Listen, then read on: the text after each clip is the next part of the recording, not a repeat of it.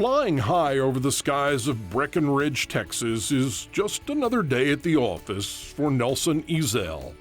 They say Nelson can fly anything with an engine and wings, but this pilot is more than just an aviator.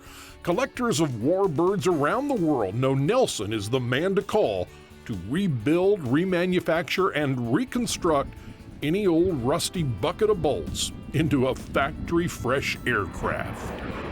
With a little ingenuity and a little searching, you can put most anything back together. If you got a data plate and a pocketbook, we can fix it for you.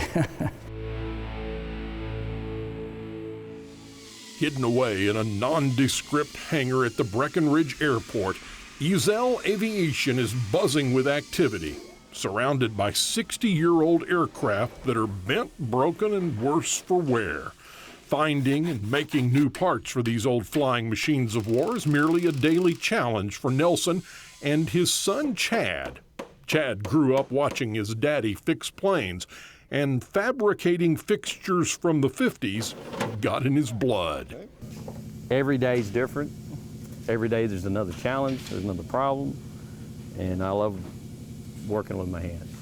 I do have a love for history, the historical part of it. I guess more than anything, I love fabricating, just building something. I'll build a fixture for the seat frame, which is actually all this behind the seat that holds the seat. And then the other issue is seeing if we can find a seat that matches this one. And if we can't, then we'll just duplicate the seat, because the owner wants the aircraft to be as it was when it left the factory.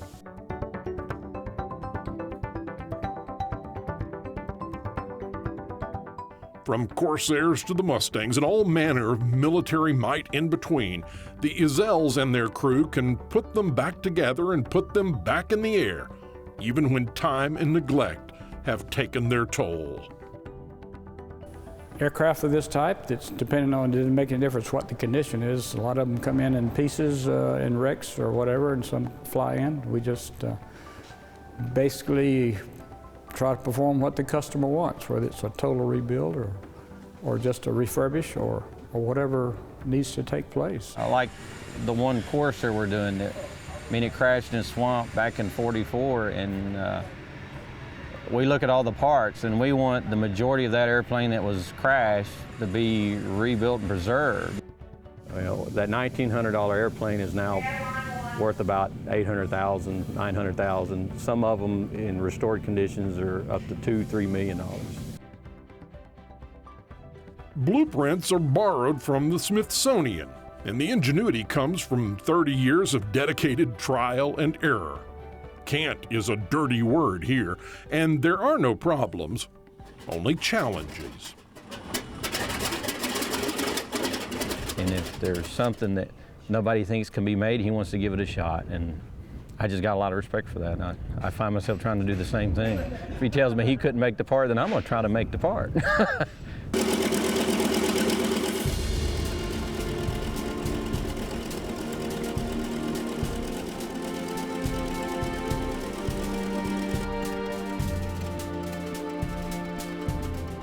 Well, they're unique. They got a lot of history. They performed a great service in our history, and I think it's vital that we keep them alive, and so people can understand and realize what they did and the role they played in World War II.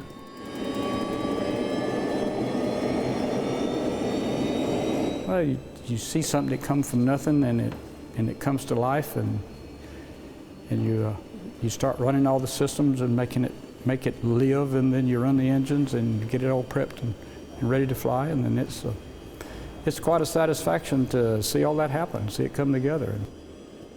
Nelson and Chad Ezell restore memories and put history back into the sky. With luck, these planes will still be flying for the next half-century, taking with them the name Ezell far into the future.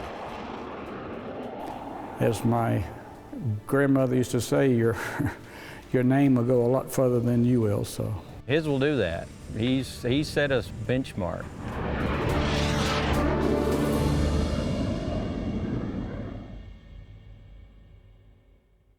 I love that story. Me too, and we've got plenty more where that came from. Just click on the subscribe button and keep traveling with us.